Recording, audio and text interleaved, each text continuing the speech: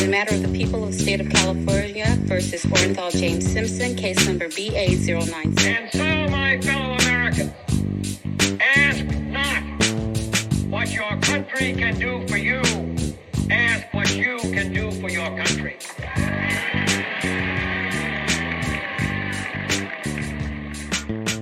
Welcome to Doomed to Fail, the podcast where me and Taylor seemingly keep missing each other in Dallas. I'm Farz. I'm joined here by Taylor. Hi, Taylor. How are you? I'm good. How are you? I'm tired. I just got to Dallas, God, I'm tired. and I missed you by a day, but Yeah. here we are. But not on purpose. I was trying to get out Thursday night and super annoying. My plane got canceled really late. So luckily I have a friend that lives pretty close to the airport. So I went and stayed with her. I just got to her house at midnight and then slept on a air mattress and then left at 5 to go back to the airport. And I was on standby for an 8 o'clock flight back to California. And luckily I got on it. Otherwise I would have been there the rest of the day. That's awful. So, That's so bad. yeah. So I'm happy to be home. Yeah. That's good to hear. We are going to be doing, this is our 10th episode, which is a special 10th episode for us. Woohoo! I'm kind of proud of us for getting this far and maintaining I am too. consistency. It's very exciting. Yeah.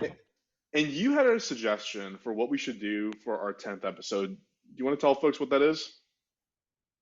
Yeah, I thought to celebrate, and it's so funny because I feel like a lot of podcasts when they get to the 100th episode, they have a party, and I'm like, oh my God, that feels so far away. But we're here at number 10, and I thought that we should do the relationships that are in our theme song. Farz's brother made it for us, and it has two pretty famous stories in it, so we thought we'd head over to those. Love it. You're going first. I'm going first. Yeah. Let's start with your drink. Okay, I'm going to try to do this. My drink is a Sam Adams because it's a nice Boston lager. How do you do? Boston lager. Just nailed that accent. That's how the Kennedys talk. Boston lager. So, Lager. but I don't have that. All I have is a Stone IPA, so I'm going to drink that right now. But Sounds so good. Hold on, let me see my parents have any beer. but I only have one beer. I think. Oh no, I have Bud Lights because whenever my dad visits, he leaves a trail of Bud Lights. Bud Light Limes? Worst comes to worst, I can always have a Bud Light. No, But just regular ones. Oh, man. There's no beer. So Okay. So much for that.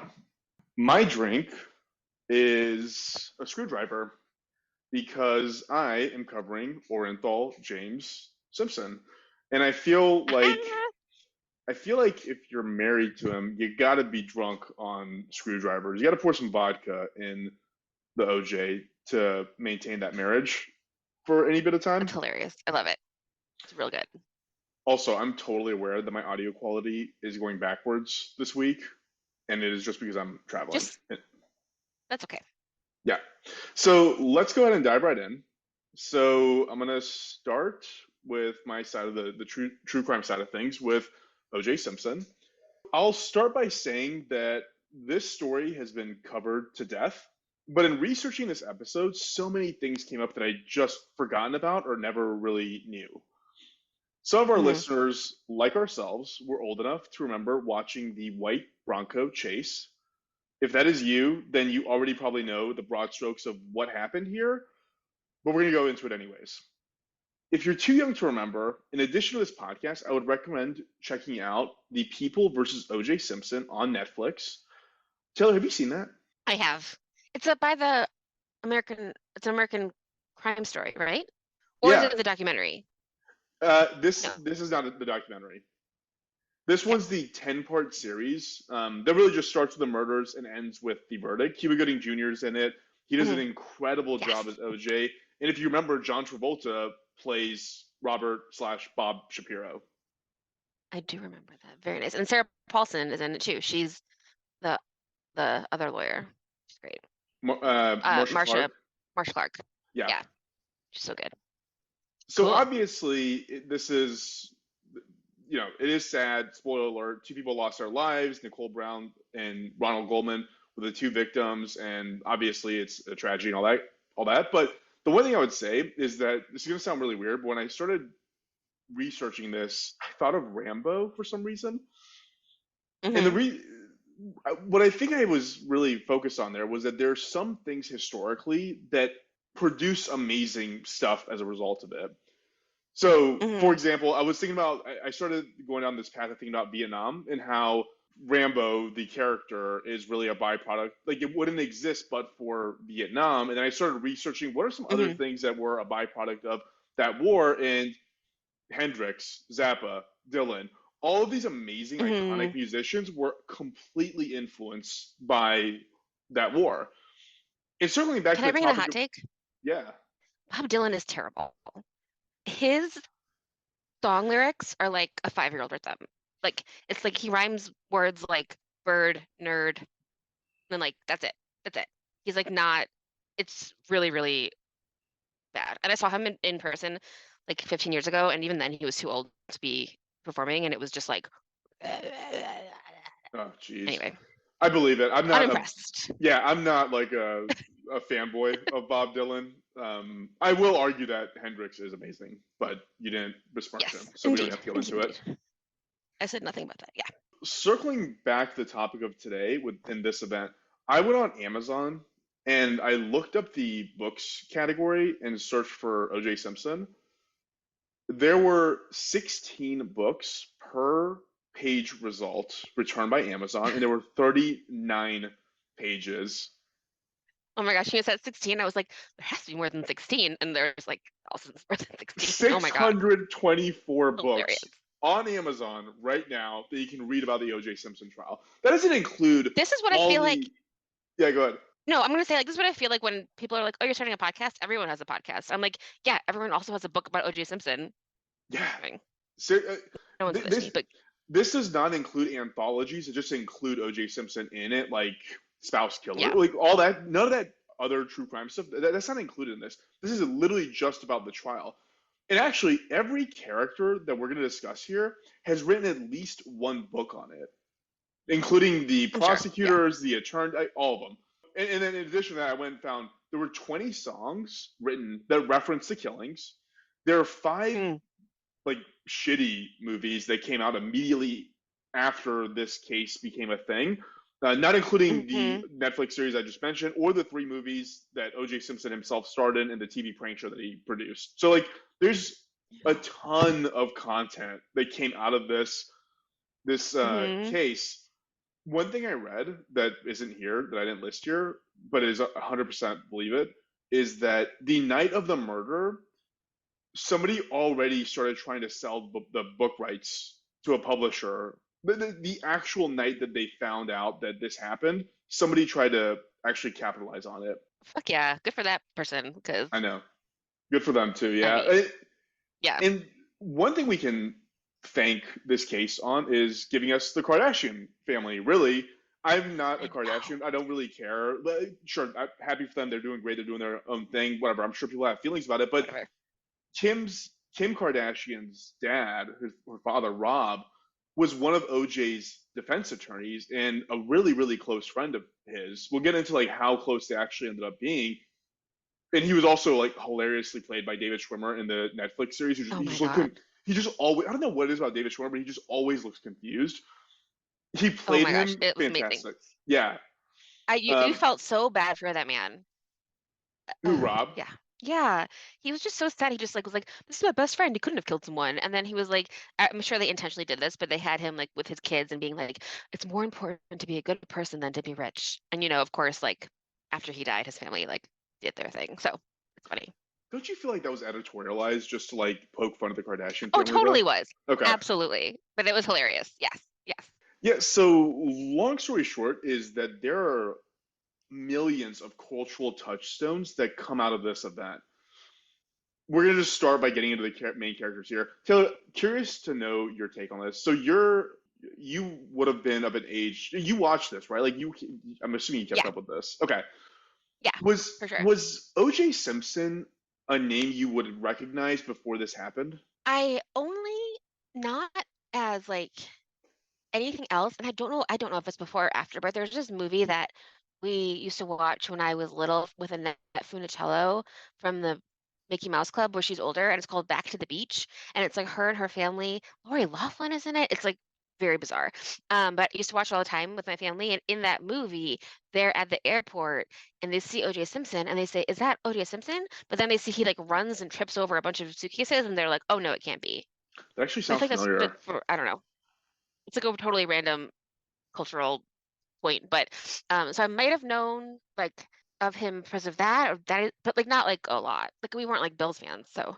Yeah, I might have been too young, but the name OJ Simpson meant absolutely nothing to me before this all happened. But apparently, Hmm. I mean, people treated this guy like a messiah almost. There's a funny story Oh that yeah. is debunked now about how James Cameron originally cast OJ as the Terminator in the movies. Hmm. Arnold Schwarzenegger has said that OJ wasn't believable as a killing machine, so they recast the role for him. All this Hmm. isn't true. So James Cameron actually has come out. It was relatively recently. I read an article that James Cameron came out and said, no, this was literally just one phone call.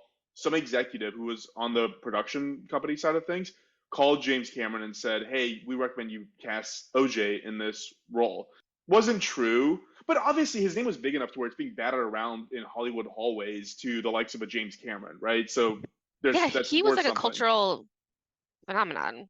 Yeah, yeah, He was like one of the first football like superstars because I feel like before there's like a lot of terrible stories about men who were like in football in the 60s who didn't get paid a lot in the NFL and now have terrible brain diseases or brain injuries.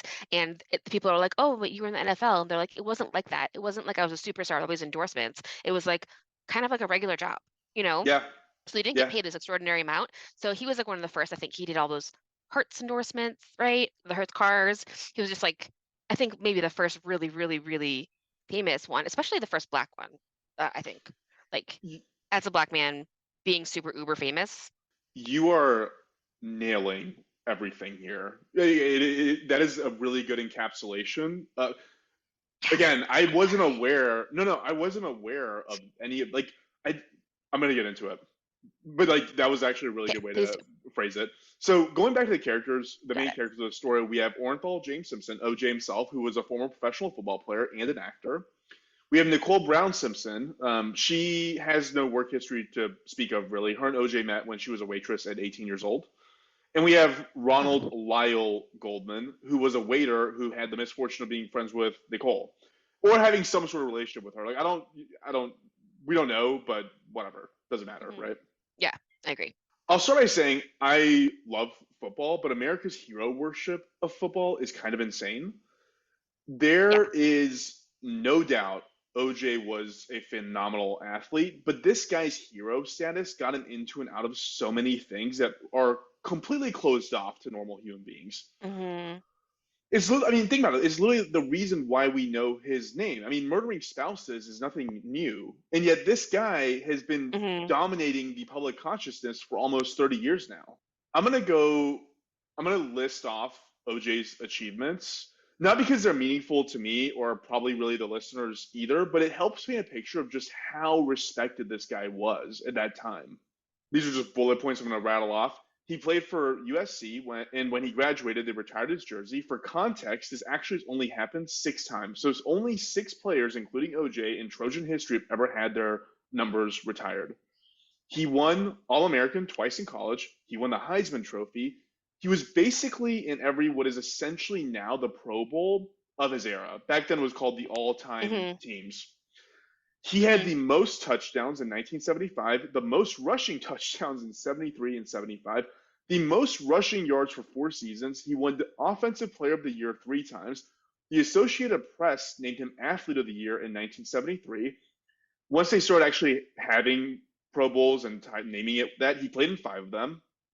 He won Offensive Player of the Year in 73, and he won the NFL Most Valuable Player in 73 as well. What a year for him. I, it felt it felt like they were just inventing awards to give to this guy, but he actually was that exceptional. His Yeah. players like his player stats are way too boring to go into. Again, tons of hero worship here, but if you want to, you can go and look on his Wikipedia page, and somebody has meticulously gone through every year, everything he did, every game he played, and noted all of it. I mean, even if you don't get to the murders, it's like 50 pages of content just by going off of that stuff. I would say that every publication I looked at listed him on the top 50 best players in the history of football. Bleacher Mhm. Report, which is probably one of the more respected, content creators on the sports front, actually has him listed number 16 all time, which is actually ahead of Tom Brady. That's the status of person that Good. we're talking about here. I don't know why I said good to that, but like I feel equally unimpressed with Tom Brady as I do with OJ Simpson, even though he has not killed anyone, and I hope he never does. I think you're just over Boston and New England Ugh, people after your research this week. for real. So That's fair. you did really good on that. That's enough of his NFL stats. OJ always also had a passion for acting. He actually started doing bit parts in shows while he was still in college at USC. His most famous roles were obviously the Naked Gun movies, which are amazing. People should go watch Hmm. those. He also hosted SNL. He was a commentator for the NFL on NBC, and as you had actually mentioned earlier, he was also a spokesperson for Hertz, the rental car company. OJ was actually kind of shrewd when it comes to business. He knew like exactly what you just said, Taylor. He knew he had the it factor that had evaded black Hmm. athletes for most of Yeah. sports history. White America saw Yeah. OJ as just this non-threatening, very affable, good-looking, charming guy. Ironically, Hmm. he never had scandals. And like I said Yeah. before, he literally won every single award that existed. Totally. So he had a ton of endorsement deals. He had allocated resources from his football, you know, time that he was making money doing football to buying hotels, buying restaurants. Outside of football, he was making about $1 million per year, which converted to today's money is about $2.1 million. That's away from football. That is literally just endorsements, side hustle businesses that he Hmm. had. Like I said, OJ and Nicole met and started dating when she was 18, and he was actually still married to a woman named Marguerite, whom she had 3 kids with. 2 years later, in 1979, OJ and Marguerite divorced, and he would eventually marry Nicole in 1985. So, by my count, that puts Nicole at 26 and him at 37 years old. When they get married. Yeah. So, at this point, he'd retired, by the way. At this point, he'd retired. So, at this point, by the time he marries Nicole, he's lived a complete life. I mean, everything I just listed off that he Hmm. did, that happened 5 years before this marriage came about. Hmm. Hmm. He marries Nicole, and as she's involved in his life, he is ramping up to the next round of being this successful actor, spokesperson, multiple business owner, all the rest of it. Oh my I God, don't imagine if we would have played like Simpson instead of Madden. You wait. know what I mean? Played OJ? Yeah, imagine if like he had been Madden and like made the game and like had not done anything bad. Like he could have just like done so many more things. I've thought about that so many times because the way this guy's life derails after this case, we'll get into that. Talk about like complete 180, right? From the most affable, Hmm. charming, non-offensive, non-scandal person to like. Anyways, we know who he is now, right? I Like we always say, we're the only podcast advocating not to kill your family, and these are nothing the good. consequences. Nothing good happens. Nothing good. You turn to OJ. Yeah. Yeah. So I don't know how smart I think OJ or Nicole are in comparison to one another. But still, I mean, I would be intimidated by his success. Like, never mind a 26-year-old. I mean, think about this guy's like going to. He knows everybody. Everybody who's rich, famous, powerful in Hollywood knows your husband and like is very, very close to Yeah. him. Wants him to like them. That's the status that we're Hmm. talking about here. That's the So power dynamic we always talk about. yeah, and this one goes so much deeper. So I wrote here that yeah, sure, there's the power dynamic that we always talk about, 11-year age difference, wealth, so on, all the other stuff. But it's also different because there's a cultural dynamic at play here. If you're Nicole, you don't just have a husband in OJ Simpson. You have a national hero, like literally Mr. All Hmm. American. Like, who will ever Yeah. care about the faults that you have with this person, whether they're abusive or not? Yeah. Like, how could you have any issues with you're married to OJ Right. Simpson? He's untouchable. Yeah. Yeah. They're married in 85. They have 2 kids together, which we never talk about, thankfully. Like I'm researching this, you never hear about the kids. Ever. There's one Yeah. part of the story where you hear about the kids, and that literally had to do when the police called OJ to tell him that Nicole was dead, and you're just like, how are the kids? That's the only time they really come up. So Mm-hmm. kudos to the media for a change, for not being Mm-hmm. horrible about this situation with them. But poor kids, right? Yeah. Poor babies. Yeah. There were obviously claims of spousal abuse. One claim in 1989 actually went to court. In total, there were 62 incidences of abuse, of which Nicole actually only reported 8. Mostly, this was because she was 100% financially dependent on OJ. Part of their marriage included a prenuptial agreement. Part of that prenuptial agreement included a stipulation that said that she's like legally not allowed to take on employment. She was 100% dependent on OJ. That's part of why they think that she never. I mean, again, only one of those situations actually went to trial. There were many stories that were told about. I mean, this was a classic "I fell on the doorknob" story, right? So Yeah. she Mm-hmm. always made excuses for him. Are Nicole you gonna would talk about eventually. the 911 calls? Have you heard them from her? I have heard the 911 calls, but I didn't actually include them in this outline. Do you want to talk about them? Mm-hmm. Well, just the one that I heard is he was like beating her up and she was calling the police and she'd called them probably several times and she like told them her address and they were like, she's like, my husband, like he's hitting me. And they were like, who's your husband? And she was like, you know who it is. It's OJ Simpson. She was very like, you know who this is. Like, Yeah. stop trying to like make me say it. She's like, he's not on, like, stop making him untouchable. Like, you know who it is. So it sounds like I mean, I'm sure that there were, like you said, like tons of times where she didn't call anyone because also like who would believe her maybe? Or Yeah. like who wants to get into that? Like, you don't want to like step into that puddle. Yeah. It's so Hollywood to me because everybody's such a grifter Hmm. and they're all trying to saddle up to power, which is just the dynamic of people in Hollywood. Yeah. And so why would you Hmm. go against OJ? Like that's, I mean, outside of moral obligations, obviously, but to Nicole's credit, she did finally file for divorce. She cited irreconcilable differences. They apparently tried getting back together. That obviously didn't work out, and the divorce was finalized somewhere in 1992. Let's get into the crime itself. I'll start by saying that OJ was obviously acquitted of the murders in criminal court. He was, however, found guilty of wrongful death when he was sued in civil court. Not going super into the procedural side of things, but in criminal court, the burden of proof is beyond a reasonable doubt. In civil court, it is much lower. It is preponderance of the evidence. Hence why the results are different. All that being said, OJ did it. Like we all know that, right? Yeah, I was gonna say after that, but he did it. I do have a fun conspiracy theory that I'd like to share with you later. But no, he 100% did it. Yeah, Correct. I'm calling that an indisputable fact. Yes. So on June 12th of 1994, this would be 2 years after the divorce, OJ and Nicole attended the recital of their daughter, after which they parted ways. Nicole went to a restaurant with her family, a restaurant where Ronald Goldman was a waiter. Side note, Hmm. I kind of hate how much I love the characters here. This is such an LA story. I'm bringing that up because as I researched this, I remembered Kato Kalin. Do you remember him? I was just thinking, I was like, characters. I was like, Kato. Yes. Oh my God, totally. He's incredible. He He's was incredible. he lived in OJ's like guest house, some burnt out actor.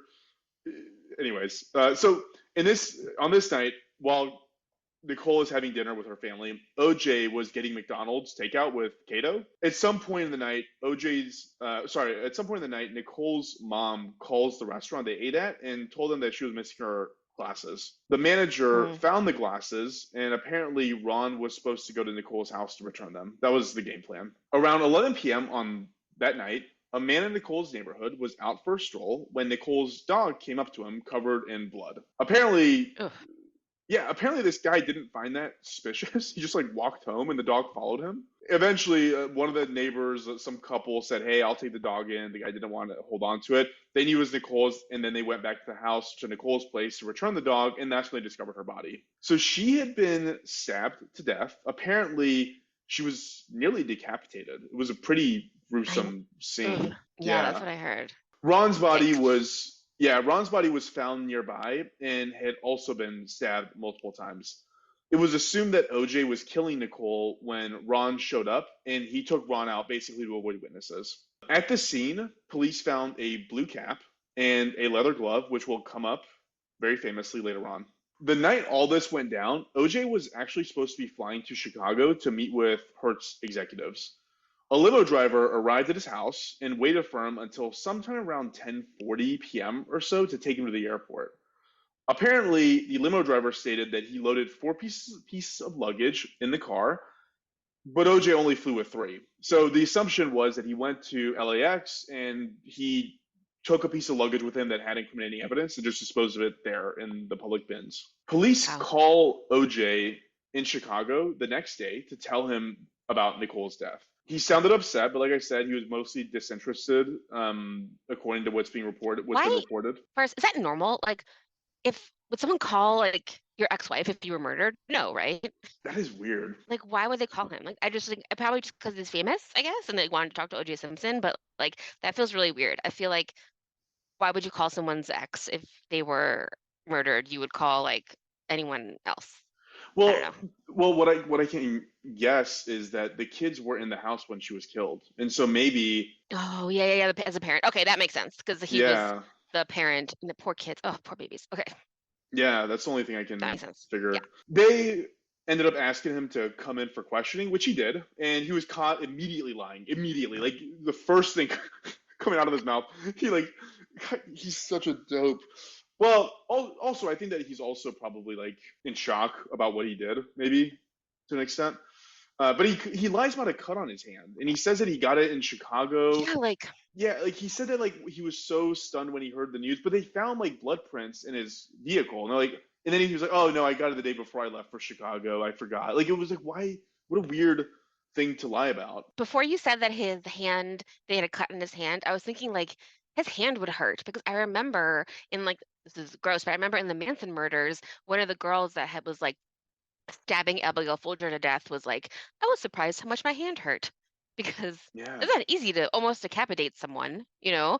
Like, what a, yeah. he just did something so traumatic, But I mean, you can't, I don't know. but like also Keep going. remember, Taylor, like he's like a super athlete.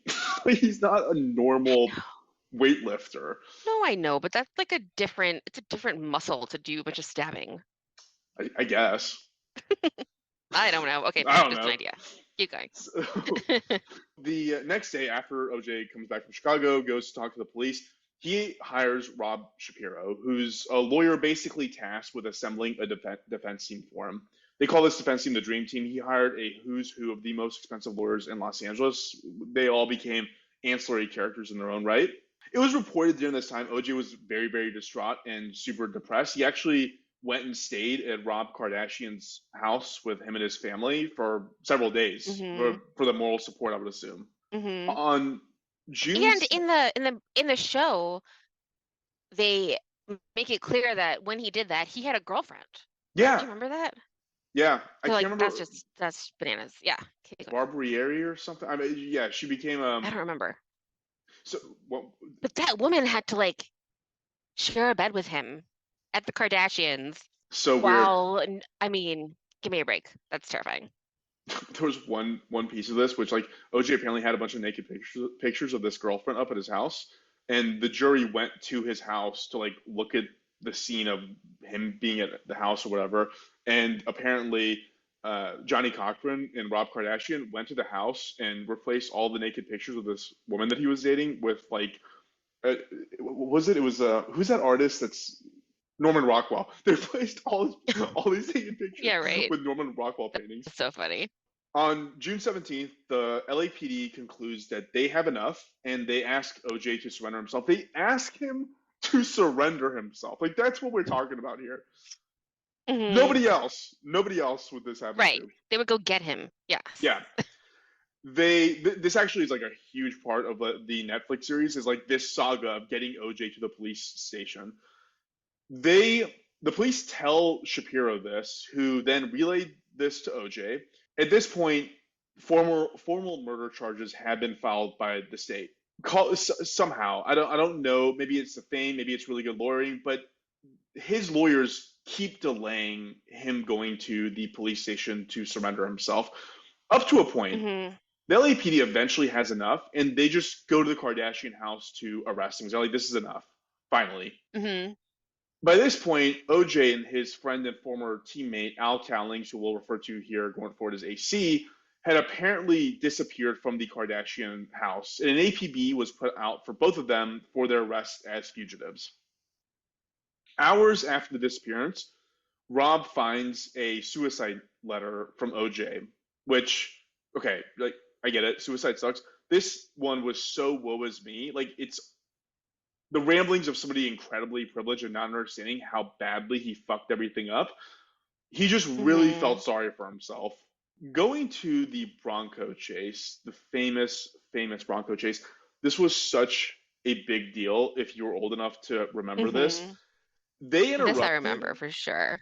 yeah, like the details of it, like rereading, I was like, oh my, I can't believe this. They interrupted an NBA Finals game just to air this. Oh I my remember gosh. when this happened, my parents were having a party at our house, and everybody literally stopped everything to go watch this chase. And it also reminded me of, like, again, how LA this is. I mean, you remember this when you lived in LA. Like, it was a pastime to watch car chases.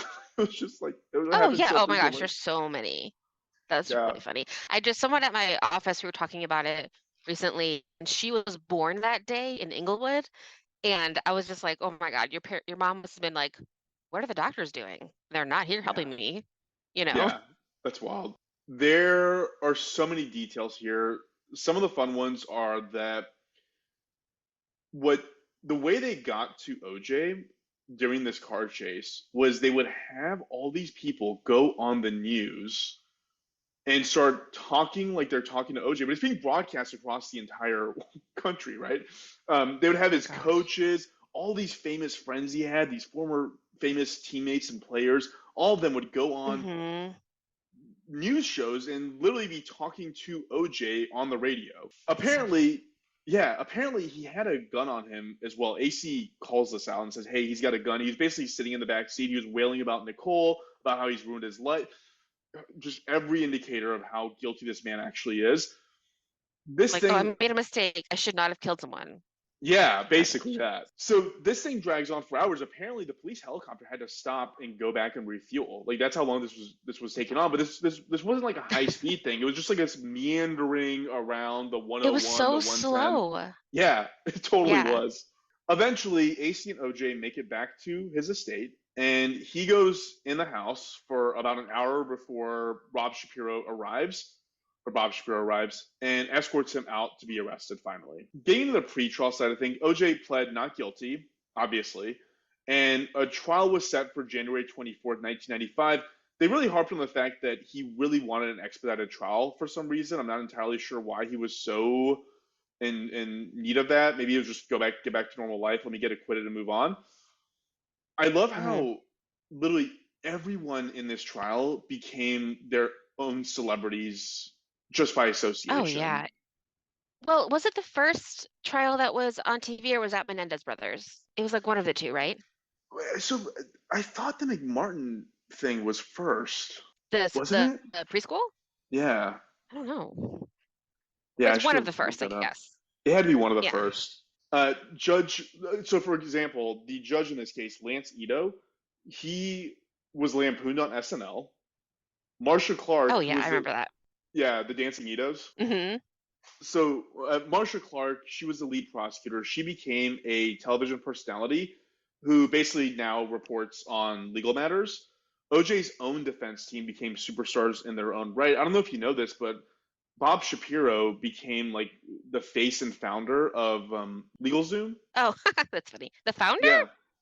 Well, they bill him as the founder. I'm sure he was. I'm sure the actual technical founder really needed like a famous lawyer to like attach it to. But yeah, that's how he's billed. Hmm. That's hilarious. I love it. Is he still alive? Is he dead? I don't know. I know that. I know that. I know that. I mean, it's sad. Like, so many of his lawyers died like weird, tragic deaths. Like Rob Kardashian famously died pretty soon after this trial, and so did Johnny Cochran actually. Yeah. So going into the trial side of it, it would be tough to discuss this without discussing race. This murder and the trial happened 2 to 3 years after the LA riots happened, which were sparked Hmm. by the LAPD beating the shit out of a black man named Rodney King. Hmm. Obviously, things like this, like the LA riot, don't happen overnight. This was a powder keg just waiting to explode. For years, Mhm. it was obvious that racial tensions in LA were on the rise, and the police just weren't helping anything. There's video of Rodney King's beating that everyone saw, and this is the part that Mhm. I didn't remember that came up as I was doing the research, but the officers who were responsible were tried, and the jury was mostly white, and they were all acquitted. So that's actually what started Yeah. the riots, which I didn't actually remember any of this. Yeah, I OJ, remember. I've seen the video. I remember that. it's awful. Yeah. Yeah. OJ was obviously a very prominent, very successful black man. Nicole and Ron were both white. There was an obvious racial divide and a racial tension in the city at the time. Interestingly, both the prosecution and the defense had a very similar strategy regarding who they wanted on the jury, but for very, very different reasons. So the prosecution wanted women because they assumed that the domestic violence component of this would resonate with them. The Mhm. defense also wanted women, but they were very specific. They wanted only black women because their research showed that black women disproportionately disapprove of interracial marriages. The jury ended up being 10 women, 2 men, 9 were black, 2 Mhm. were white, and there was 1 Hispanic man, Hmm. which, given how this trial played out, the defense was right, I think. Yeah. So the reason I say that it is almost impossible to believe he did not do this, here's an example of some of the evidence that they had outside of the circumstantial stuff of like he disappeared in a car chase, tried to kill himself, was wailing about like all these stuff that make it seem like obvious that he did it. But there was Innocent even people don't do that. Yeah. like never, right? Yeah. Beyond that, and this part's really I'll harp on this here in a minute, but his DNA was identified near the bodies of the crime scene. His blood was left as a trail leaving the crime scene. The blood of him, Nicole, and Ron were in the white Bronco. There's like Oh 8 my more of gosh. these. Yeah. I'm not like I'm barely scratching the surface of how much forensic evidence and DNA evidence there was here. But I will also say that this was one of the first trials where DNA was being introduced as a mechanism of matching people to crime scenes. Mhm. Mhm. So there's a part of me that thinks that, well, maybe the jury just wasn't properly educated on how rare it is to have mistaken DNA evidence in this Mhm. Well, it was situation. so new. It was so new. Yeah, I feel like now I've seen like 7,000 episodes of Bones where I'm like, oh, the DNA is like the hard truth, you know? But if we hadn't, like, we hadn't really heard of it yet. that's true. And then I also wrote down that this is a jury pool of citizens who regularly see the police just doing messed up things to prove minorities guilty, right? Yeah, So that's true. yeah, so maybe they were educated on this, and they still dismiss. He's like, I'm not gonna believe the cops. That like, And isn't there like a really racist cop involved in this? I mean, we're there, gonna get to him. We're gonna get to him. okay, like more racist than most. Yeah. Okay. He was phenomenally racist. Yes, Right. A we will do it. standout among the police. Yes. I think it's like the next paragraph or 2 paragraphs from here. Okay. Okay. So this argument about the police doing shady things is actually the route the defense took themselves. They said the LAPD Mhm. basically botched this either deliberately or accidentally. Mhm. There's a ton of back and forth on this. I read all of this stuff, and if we went over it point by point, you'd literally just pass out listening to this. There I do was think that you should start a judicial procedures podcast. there's I know parts of you it that's want to. interest. There's parts of it that's like, yeah, I am kind of a nerd when it comes to that stuff. But I think I'm rare in that way. But in this case, there was issues with how they preserved the DNA evidence. There were discrepancies on how much blood there was, where it was, when it was there. There are claims of mishandling evidence. Yada. This drones on. Basically, the defense poked holes in Mhm. every part of the prosecution's case. I mean, frankly, because they could afford to do so. Most people don't have that luxury, right? Like you come up with a theory and then you try and argue that theory to counter the prosecution. In this case, they had however much money they needed. So they could literally just spend all their time finding ways to poke holes in everything, hiring every expert they could to poke holes in every detail of the prosecution's case. Farz, I just looked it up when I was looking up. So Robert Shapiro is still alive. I just looked it up. He's 80 years old. But but in reading that, I saw like a little paragraph that the Dream Team cost $50,000 a day. I think the total I looked up was it was somewhere around 3.5 to $6 million. How much OJ ended up spending for his entire defense? It's crazy. Yeah. Hold on, that would have Mhm. been in 94 money. Yeah. So that would have been like probably Do you want me 10. to look it up? Yeah, could you? I'm so sorry. I'm doing this wrong. I'm gonna guess 3,000,000,000. no, it had to be like 7. So if you're doing 3.5, I would assume it would have to be somewhere around 7 to 8 million. Yeah, I think it's like 7. And that's on the It's worth low it. end. Yeah. Yeah. So like so if you do that conversion for like the high range of that, the 6 million, then you're looking at like a $12 million defense. It's crazy. Yeah. Was it worth it? You live the rest of your life as a pariah. Like, is it really? Maybe it is. I don't know. Well, what are you gonna do? Go to jail? I mean, I guess he could have been like the coolest guy in jail. I guess. I don't I don't know. know. I But do know whatever. Can keep going. so many opinions about OJ. I tried to find his Instagram because apparently he got an Instagram, and I think that the ones I found are complete fakes. So, to your point, Mr. incredibly famous LAPD racist, we're getting to Yes. Mark Furman. Mm-hmm. Piece of shit, for sure. So a little background on Mark. Like I said, he was an LAPD police officer, and he was one of the very first officers at the scene of OJ's estate. In 1985, so 9 years before the murder. I mean, this is the stuff that I started looking at. I was like, I totally forgot this was a thing. I didn't even know this was a thing.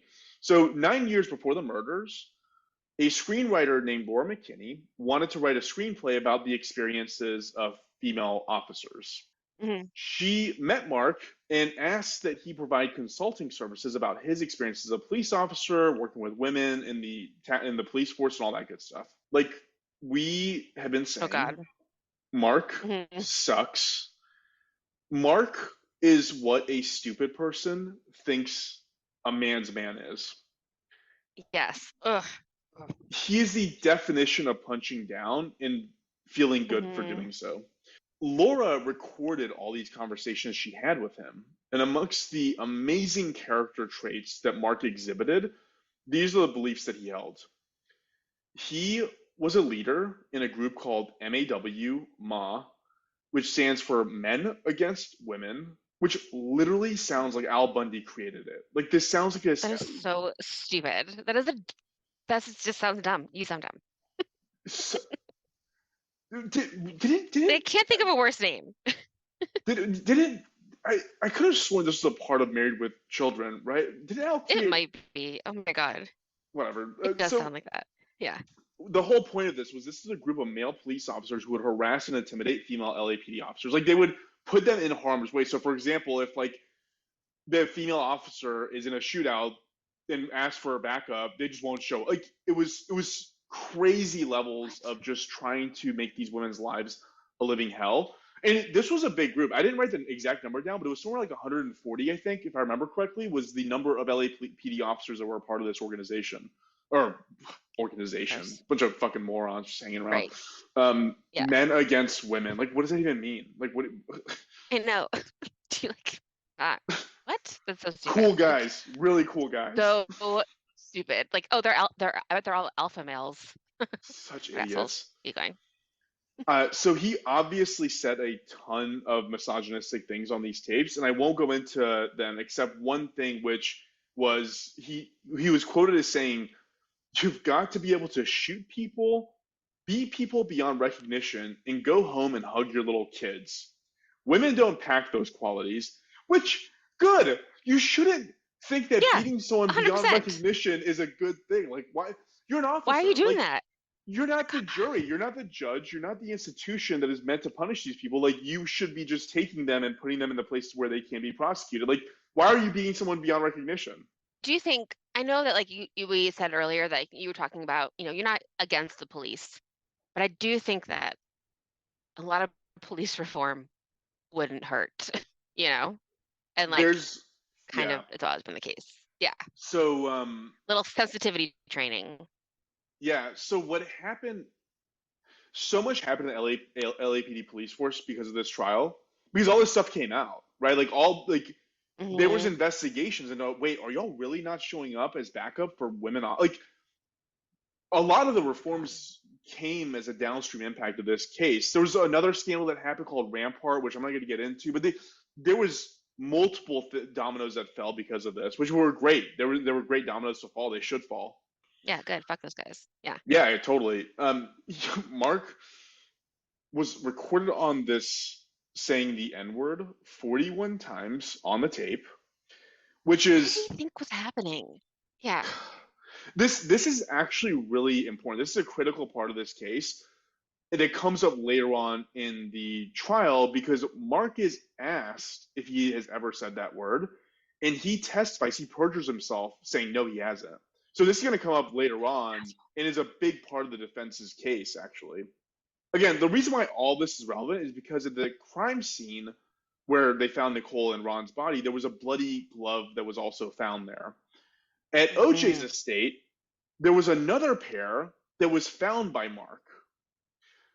The defense states that Mark planted the glove because of his racial animus. That's why all this kind of ties together, right? Hmm. The defense said that Mark found the glove at the crime scene and then took it back to OJ's house. So we've concluded here that Mark sucks, right, Taylor? He's not smart enough to do that, right? That's what I'm getting at. Like, as shitty of Yeah. a human as he is, this almost certainly did not happen. Part of the reason why it's so obvious that this did not happen, despite his horrible, horrible character flaws, is that the crime scene was combed over for about 2 hours before Mark actually arrived at it. And nobody Yeah. there ever said anything about seeing a second glove. They only saw the one.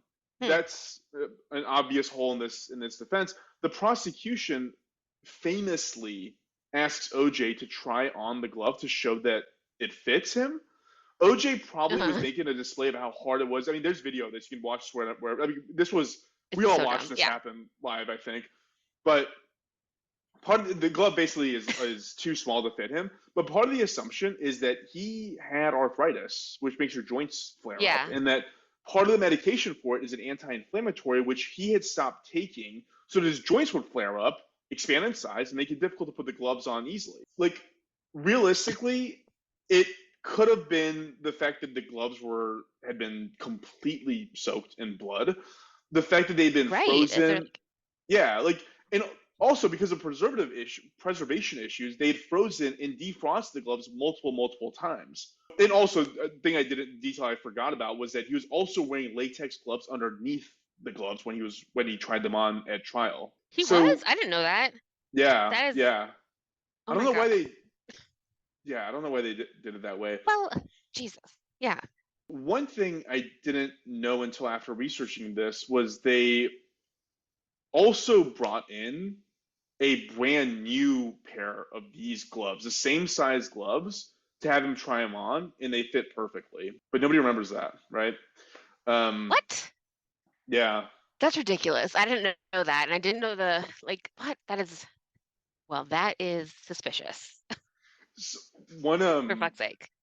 yeah. So one of my favorite parts about this, which again I didn't write this down, but it was I admire his attorneys so much because they're like schoolyard kids. Apparently, Oh my they've been planning this. They didn't want to be the ones that call OJ up to try on the gloves. They wanted the prosecution to do it to make them look foolish. Because they had God. Hmm. assumed that because of the blood, because of the freezing and defrosting, because they literally he didn't take his arthritis medicine, they knew it wasn't gonna fit right. And so apparently, Right. while they're in the middle of like the trial, they're basically goading the prosecution, saying, "Yeah, if you're so confident, tell them to try the gloves on. Go ahead, do it. You're so sure." Like it was like schoolyard tactics. Exactly. Like, get them to, oh my God. And yeah, this is another part of it that I actually really loved was again they were so good at the psychology of litigation, which is like its own separate like Hmm. area of study. They mind fucked Marsha Clark and Chris Darden, the co-prosecution, during closing arguments, which Chris Darden is the one who did on the prosecution side, this is a Mm-hmm. time for each side to tell their story. Because at this point, you've heard so much about like DNA, enzyme this, and expert that. Like, Mm-hmm. you've glossed over so much. This is a time when you can kind of wrap it up into this really nice, clean package. And like, it's theater. Right. Like, that's really what it's meant to be. OJ's lawyers, during the closing argument of the prosecution, objected 71 times. Oh my God. 69 of these were overruled. They were just trying to mess up the flow because this guy's trying. Oh, He's been, 100%. yeah, he was trying. He probably sat there in front of his like mirror and practiced all his gestations and movements of the hands and all that. And they were just like objection. And you just stop. Okay, now we gotta Just answer be this. jerks. Yeah, just be jerk. So at one point, Wow. Judge Ito threatened to hold the defense in contempt if they kept doing it, which is like a huge. That's kind of like the last straw, right? Like it's Yeah. incredible. Johnny Cochran, who was the lead counsel for OJ, he made this whole thing about race and racism of the LAPD. Mm-hmm. He compared Mark Fuhrman to Adolf Hitler. And I think Mm-hmm. the best part of all of this is that he offered literally zero proof of a cover up. He just said things, but he said them with the kind of conviction that a really good storyteller can say, and Mm-hmm. that was it. It was Mm-hmm. literally like there was again during the trial, they're just trying to counter the arguments of the prosecution. They're not painting a picture of all the other things, like what their theory is of what happened. They are just Right. There's no like there's never been like an investigation to see who else could have done it. oh, that's yeah. I'm glad you brought that up. I'm gonna bring that up here in a second That too. doesn't exist. Yeah, yeah. All this was painted as racism. So Mark Fuhrman basically tanked the state's case against OJ because he perjured himself saying, I'm not racist. Then he's caught on this tape.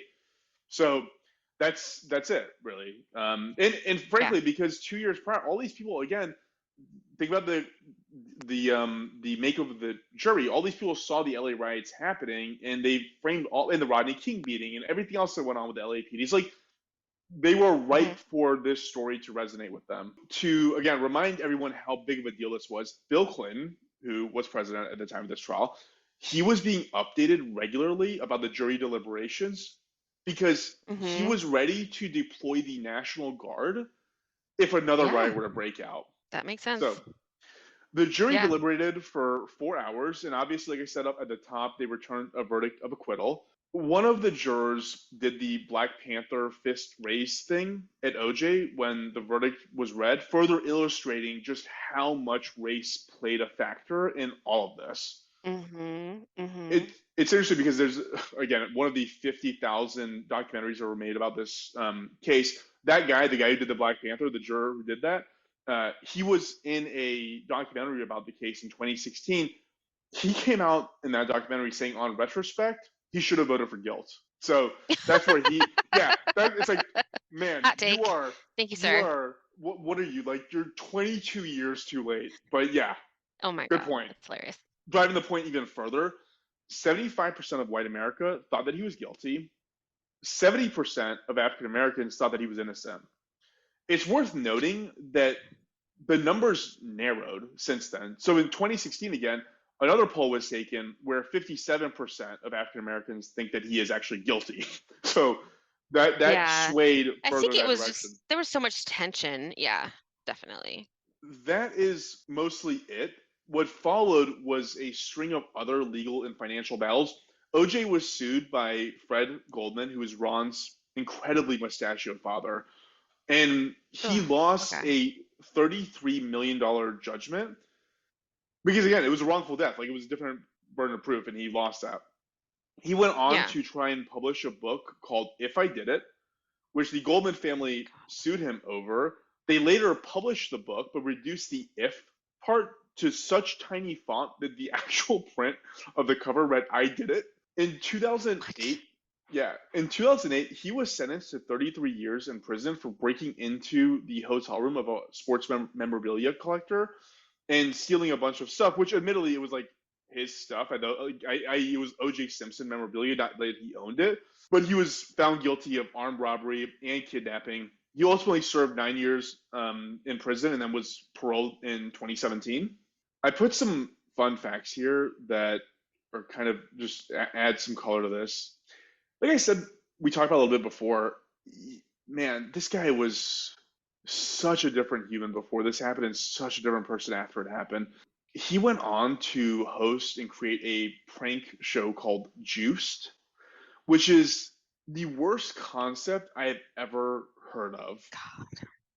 It thankfully died a quiet death after just one episode, but basically it was like a pranked style reality show where things happen to people and then OJ jumps out and says, "You got juiced," and it's like, Oh my God, I hate prank shows. They're so stupid, and also that is so dumb.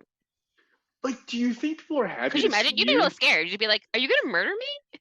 You'd be terrified. Like Yes. OJ Simpson jumps out of nowhere and it's like he's laughing and he's still like a huge dude and it's like what's going on? Like should I That's be so funny. doing No, that'd be so real. You'd be real confused. so thankfully that died quietly. The LAPD later on refused to reopen the case. The police chief came out at the time and said, quote, "The acquittal doesn't mean there's another murderer." Like, again, everybody knew he did it. So Yeah, they didn't like. No one ever tried to find anybody else. yeah, exactly. There's another fun fact that I wrote down here around one of my absolute all-time favorite comedians ever. I learned about this after his death recently. I think it was maybe a year or two ago that it happened. But Norm Macdonald, are you familiar with Norm Macdonald, Taylor? I knew you were gonna say Norm Macdonald. Keep going. Did you? Okay. So I don't know the for joke, but I knew that he'd be the person that you're talking about. Keep yeah, going. totally. So if you're unfamiliar with him, he is this hilarious deadpan comic who rose to fame on SNL in the 1990s.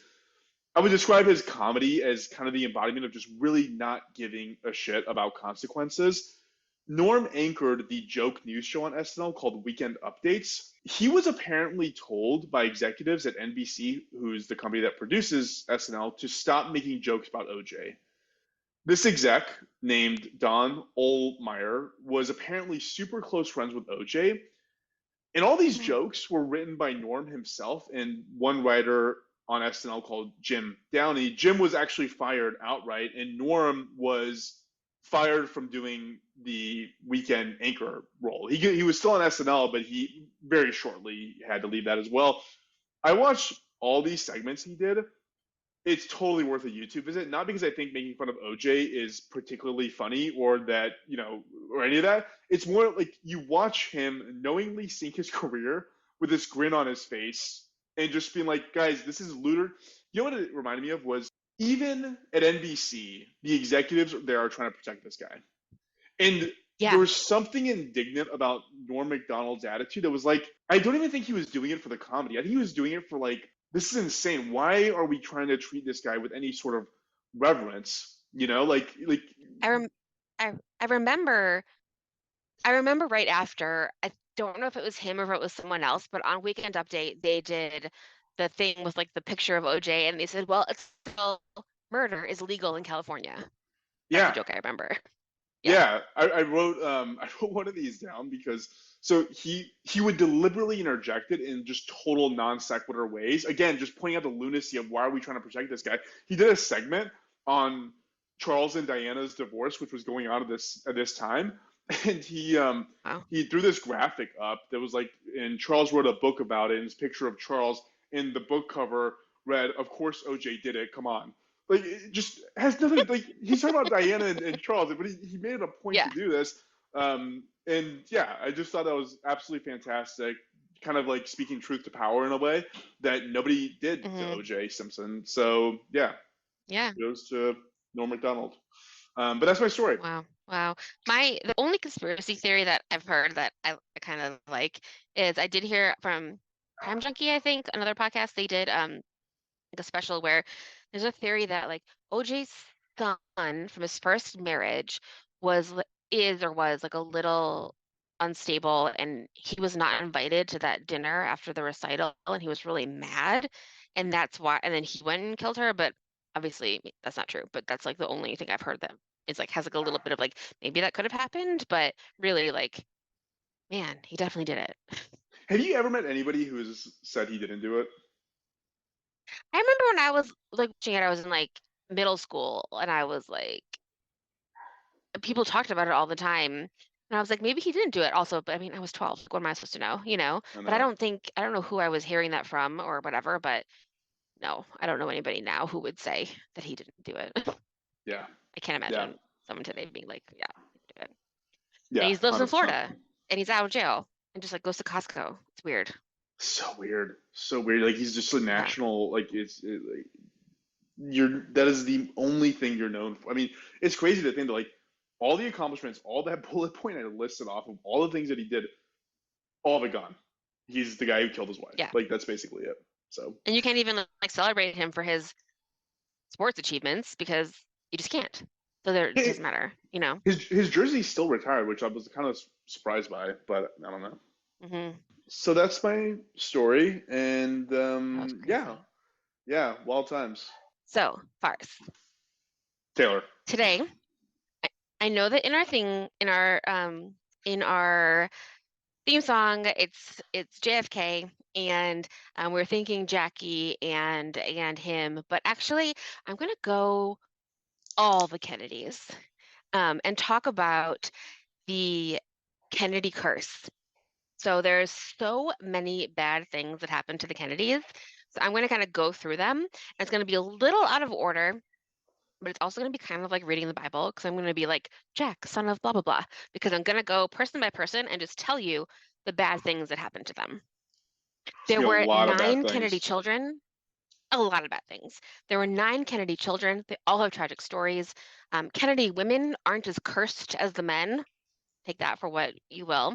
And outside of these tragedies, there are plenty of nonprofits and good political decisions and things that they did, but a lot of bad things, like not even bad things that they did, bad things that happened to them. So a lot of things that you could definitely, lean towards there being some sort of curse. The Kennedys are, as you know, an American political family. There've been very few years in the past 100 years that a Kennedy has not held public office. There's almost always someone there, and almost always federally as well. So for my research, I did a lot of just like compiling from Wikipedia, but also I read a James Patterson book on the Kennedys. So it was like a book that he wrote that's nonfiction, but about their stories. So some of the more dramatic things. I'm going to start with the parents of the Kennedy children and kind of go from there. The dad of JFK, the patriarch, is Joseph Patrick Kennedy. As you can tell, he's very Irish and very Catholic. That's a very Irish name. Joseph Patrick Kennedy was born in 1888. He's from a political family in Boston. He made his money in the stock market. He would do these things called stock pools with other investors. That was a little shady, and he shorted a lot of stock before the crash in 1929. So by 1935, in the height of the Depression, in today's dollars, the Kennedys were worth $3.5 billion. Whoa. So they were fine. I They did had a not know lot of that. fucking money, uber rich, totally. And JFK, one of the problems that he had running for president is that he had no idea of what people had been through during the Depression. He just wasn't involved, you know? So Joe definitely had connections to the mafia. At one point, he leaves his family and goes to Hollywood to try to open a studio. He invested in a lot of movies, like kind of like B movies, like cowboy movies. He had a long affair with the actress Gloria Swanson. And also, I'll mention this kind of periodically, but every single Kennedy man had a ton of affairs. And it's just not interesting because everyone was doing it. But Yeah, I would have figured as Joe was much. the dad and did it a ton. Um, he, after Prohibition, he worked with James Roosevelt to sell liquor, so he knew like the Franklin and Eleanor Roosevelt's kids. He definitely had connections to the mafia, so he was doing some shady things. And all this time, he's still very, very Catholic. He holds several political positions. He was president of the SEC. And then the big one he does is from 1938 to 1940, Joseph Kennedy is the ambassador to England, which is an interesting time to be the ambassador to England because right as we're getting into World War II. And he was definitely the wrong guy to do that. He was a little bit of a like I don't know, maybe a wet noodle about it, or maybe he just was like too rich to care about it. But he was like, why do we have to fight? Why don't we just see what this Hitler guy has to say? Yeah, I do. And I while, do yeah, remember some stuff around his. He had like a weird affinity for eugenics, from what I recall, yeah.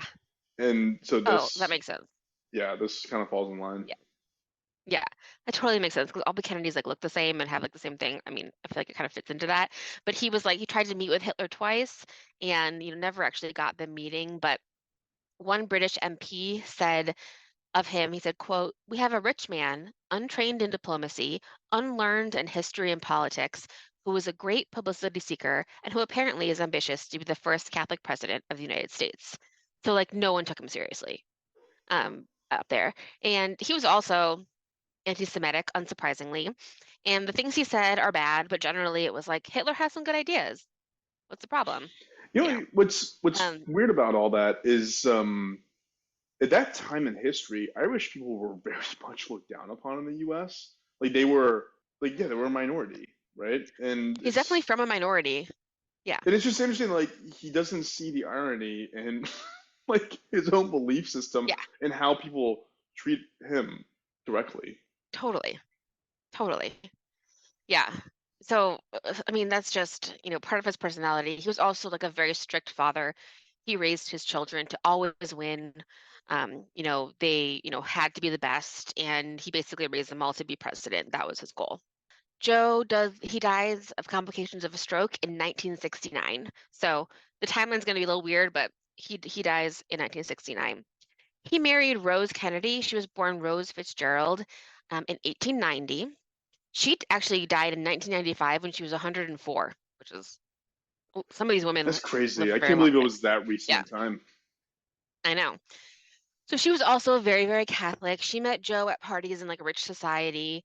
She devoted her life to her children. That was Rose's thing. She was, a grandmother, a great grandmother, a mother. That was her number one thing that she did. And Jackie Kennedy, described her mother-in-law while in a letter to a priest. She said, "I don't think Jack's mother is too bright, and she would rather say a rosary than read a book." So a little bit of like internal criticism about how much she relied on being Catholic for things, but that was Rose. She was the Ta- mom. So Taylor, obviously, yeah, how, how do you think me and you would do at one of those parties? that I totally agree. I think we talked about this before. Like, I do not fit in. You Yeah, would see me like a sore freaking thumb. People would ask me for a drink because they would think I worked there. I don't think I could fit in. it's the laugh. I don't think I could nail the laugh. I think because I feel the laugh is so like yeah. It's just I don't know. I Yeah, don't know. I'm too gruff. I think I'm a little bit too gruff for that. yeah. I think I got the shadow of, I don't know, not being rich my whole life that you I can know. see with Yeah, my yeah. face. Yeah, no, it's definitely a society that like I don't know, I don't fit in and don't know anything about. We can be the But help. they, you know, yeah, exactly.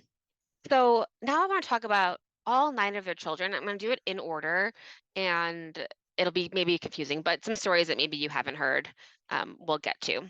The firstborn son is Joseph Kennedy Jr. He was born in 1915. He was the one who was going to be president. He was super handsome, like they're all handsome, whatever. He was like super handsome. He was older brother. He was really being groomed to be president of the U.S. by his family. He was also anti-Semitic and had some of his dad's ideas. There's like a story that was in the James Patterson book where Joe Jr. was working with a professor at school who was Jewish, and he was like, "Yeah, it's too bad that that guy has to go, but in general, it's fine." Like not great. So, but he was even though he was very active in World War II, he married an actress, Sheila Rauch, in 1940. They had no children because in 1994, in 1944, while serving as a naval pilot during World War II, Joe went on a mission that he didn't have to go on, and it was a little bit like the plane may not have been ready, but he was like, "I'm brave and I'm going to go on this." He had already done some pretty dangerous missions in World War II, and his plane exploded over England. So he died in 1944. Obviously, super sad to have like the older brother, first tragedy of many. that Joe Jr. died that way.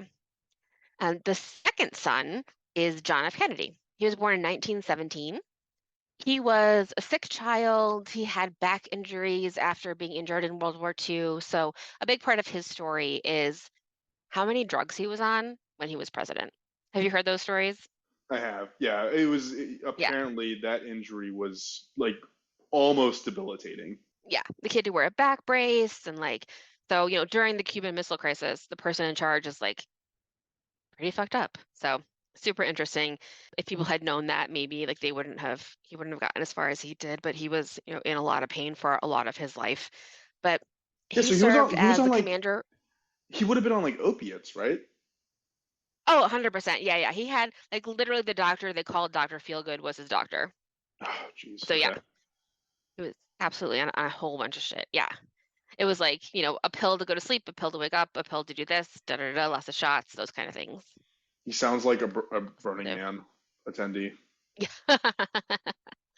Um, he was injured in World War II, like we said. He was a commander of a patrol torpedo craft, and I think he saved a couple of people when it got like torpedoed.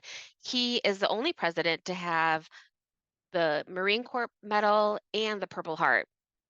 Either of those. Like he's really like probably one of the most decorated presidents besides like Eisenhower. It's actually pretty cool. He married. Yeah, it's pretty cool. 'Cause it seems like he did a good job over there, especially like after his brother died. He still went over there, which I think was pretty brave. I know that he like couldn't get in immediately because of his injuries and his like um, history of like being kind of sickly, but he ended up getting in.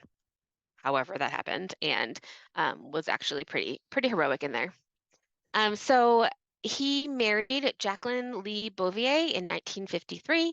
She was also a socialite, but she was like doing okay. She had a job as a reporter, and when he proposed to her and she left without answering, she went to England for Queen Elizabeth's coronation. So she had a pretty cool job, and she was sort of reluctant to marry him. He already had a lot of girlfriends, and he didn't plan to stop having girlfriends. That was kind of part of it as well. But they got married anyway, and JFK and Jackie have this kind of like perfect looking marriage. They have 4 kids. They have Arabella is stillborn in 1956. So that's one tragedy of them for their kids. Caroline is still alive. She's still involved in politics. She has 3 kids. She's still, with us. JFK Jr. Can you picture JFK Jr.? Yeah, I remember this guy. Yeah. So he was born in 1960. He was 2 when his dad died, and he was always in the public eye. Like there's like a picture of him in his like little like nice coat at his dad's funeral. So super sad, obviously. In the 90s, he was like a political playboy. He was a lawyer, but he like barely made it. He like barely scooted by law school. All these guys went to like Harvard and Stanford and all that and Yale and So but he so started a political magazine called George. You heard of that? Okay. yeah. So that's like one of my favorite facts about him actually is so full disclosure, the first time I took the bar exam I failed and passed the second time. But when you fail it, it feels awful. Like you feel like everybody's moving on to greater and bigger things and you got to go back to the books and try again. And Hmm. knowing that he failed the bar a shitload. Like he failed like somewhere Yeah. between 3 and 5 times. Like he had a really Hmm. hard time getting past it. And it's one of those things that money is never gonna get you there completely. You got to kind of do it on your own. And so I Yeah. leaned on that a little bit. I was like, well, if someone like that can keep failing, then it's all good. And it's all good. Totally. That's good. Yeah, so he, became a lawyer, but he was really mostly like a political playboy. Like I said, he started a political magazine called George, which was sexy politics. Like the first issue had what's her face, like the really famous model from the 90s, like dressed Moss. like George Washington. No, not Cindy Crawford. Kate Oh, Moss was in it too. Like they were all in it. That was like the circles he was in. He's on Oprah. There's an episode of Seinfeld where like Elaine sees him at the gym and she's like really excited. He's like the sexiest man alive. He's also like, I don't know if this is what you picture when you picture him, but he has like a very hairy chest. And I feel like I don't see that on the cover of magazines anymore. I Or like I didn't haven't in a long time. didn't picture that. Did you picture that? But I picture him as like 90s sexy, like Tom Selleck, like a hairy chest and a lot of hair. So he was like the most eligible bachelor, sexiest man alive, all those things. And I think he probably struggled with it a little bit. He's one thing that it said in the James Patterson book that like someone was like, "Oh, everybody sees you and they know who you are," and he was like, "Everybody looks at me and they know who my dad is, but I don't know who my dad is." Like he didn't get to meet him. He didn't get to really see him. So I that's sad.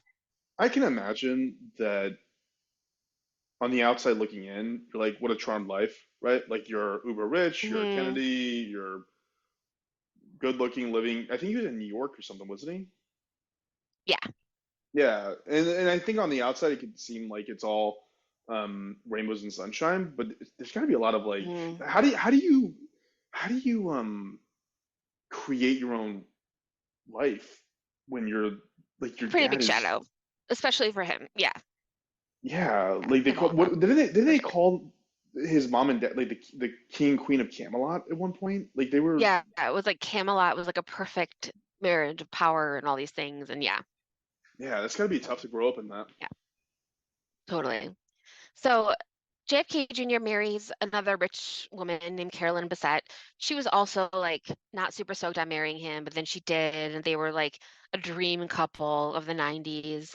And it sounds like they had like a lot of problems and they were maybe going to get a divorce.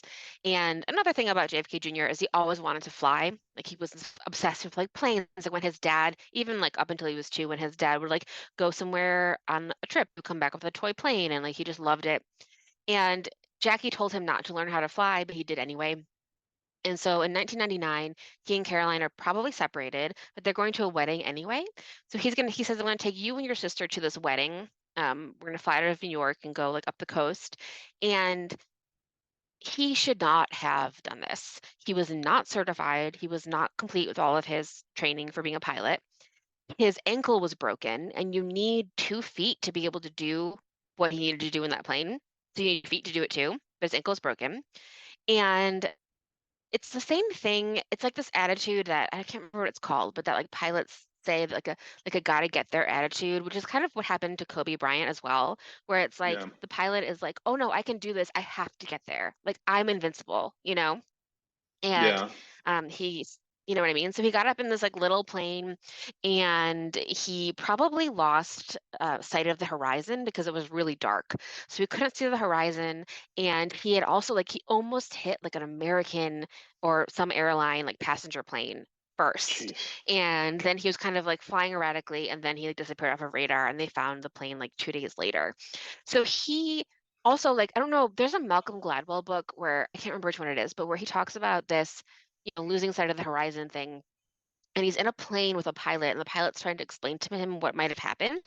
And he says, like, okay, the pilot says, I'm going to point the plane down and put us in a spiral, and you're not going to feel it. And because of like the force. And Malcolm Gladwell's like, okay. And then like a minute later, he's like, okay, you can start. And the pilot was like, we're already doing it. Like he That's couldn't tell. crazy. That's So like nuts. that might have been what had happened. Like he was like, everything's fine, but just imagine. So JFK Jr. dies in a terrible way in 1999. The fourth child of Jackie and Jack is a son named Patrick who lived for 2 days. He was born in 1963. So pretty tragic. Their kid situation. In the other obviously thing that you know about is in 1963, we all know JFK is the president. They're in Dallas, just like you. The Dallas Morning News hates him. They wrote an article about how much they don't like him. In the car in Dallas, the governor's wife says, "See, Dallas loves you. Texas loves you," to him. And right after she says that, he's shot from the 6th floor of a building by a crazy man named Lee Harvey Oswald. Both this and another assassination we'll talk about. Like, I wish it was a conspiracy, but it's just a crazy guy, like a really radicalized person. Lee Harvey Oswald like wanted to defect to Russia. They wouldn't let him in. He wanted to be a socialist, all these things. So just kind of a crazy person. Um, There is a theory that, Taylor, yeah, sorry, the overlap because there's some lag in the Wi-Fi, so I don't mean to keep interrupting. It's just there's a lag there. no Um, worries, go ahead. did you ever listen to the last podcast on the left about JFK? Yes. Do you remember what the theory You was talk about of the Secret how? Service? Yes, Yes, I do believe that. I I love do it. think the You tell Secret it. Service. Yeah. So the idea is that, or the theory is that what actually ended up happening was Oswald did set off the events But the actual bullet that tore JFK's head off, the theory is, came from the Secret Service agent behind the president's limousine. So Oswald fired the Mm-hmm. first shot, hit the ground, fired the second shot, hit the president in the neck and Connolly in the shoulder. And then at that Mm-hmm. point, the Secret Service unsafetied the gun to try and do something. The car lurched and the guy fell backwards. And Mm-hmm. the theory is that he shot him in the back of the head that way. So, anyways, Mm-hmm. Mm-hmm. random aside. I love that. I think that's fun that they were like super hungover and just were like not doing their job well. Also, like it's weird because the way that Kennedy moves when he gets shot, like it's Yeah, confusing to people, but it's also because he's wearing a back brace. So yeah, the whole thing. you could that could be your job. You could just learn about it. That could be all you do. But man, fucking poor Jackie. She is holding his brains in her hand and like brings to the doctor and is like, here, I have these brains. Like absolutely horrifying. That evening she's on Air Force One with his body. She's still covered in blood. She's wearing her famous pink Chanel suit covered in blood while LBJ gets sworn in on Air Force One. So a really fucking horrifying situation. Um, Jackie remarries pretty quickly to a Greek man named Aristotle Onassis. Aristotle's daughter is like, do not marry this fucking woman. She is cursed. While they're married, Aristotle's son dies in a plane crash. And they separate, but they never divorce because he passes away. So by 45, she's been a widow twice and then does not get married again. Jackie dies of cancer in 1994. So she lives like 30 or so years more than Jack did. Wow. Tragedy. That could be your job. Your whole life could be about those two. But let's move on to the third child. Maybe the most worst story is of Rosemary. Oh, Rosemary was born on September 3rd, 1918. I wrote poor fucking Rosemary Kennedy. yeah. This is the worst. Her birth is an actual horror story. Her mother was giving birth. The midwife wanted to wait for the doctor, but the doctor couldn't get there because of I don't know, a storm, something happened. So they had to wait 2 hours. And the midwife, instead of just delivering the baby, kept her in the birth canal. So made the labor 2 hours longer than it needed to be. And she was literally holding the baby's head so the baby would not come out. And I It's cannot think of a single crazy. fucking reason to do that. Take the baby out. But Yeah. because of that, she was definitely deprived of oxygen. And so I think that was something that made her a little bit disabled from that experience. Yeah, she wasn't Yeah. a terrible person. She just had trouble in academics. She couldn't really read. She had special tutors, she was also super depressed because people treated her differently. All these things about her. When she is in her 20s, her parents send her to a convent, but she keeps leaving the convent at night because she wants to have a life, she's a grown woman who, is just has some problems with reading and comprehension. It's not nothing's terribly wrong with her. She, And because of that, she her parents are worried that she could get an STD or get pregnant or something. And they're just pretty embarrassed of her. They don't want her she to do anything stupid. And I'm sure fucking Joe, yeah. she sounds just precocious. Yeah. That's Like it. nothing terrible, exactly. And when she was 23, her father decided to have her lobotomized, which was experimental at best. It was never a great procedure. And Farz, do you want to tell everybody what a lobotomy is? I feel like you know. Oh yeah.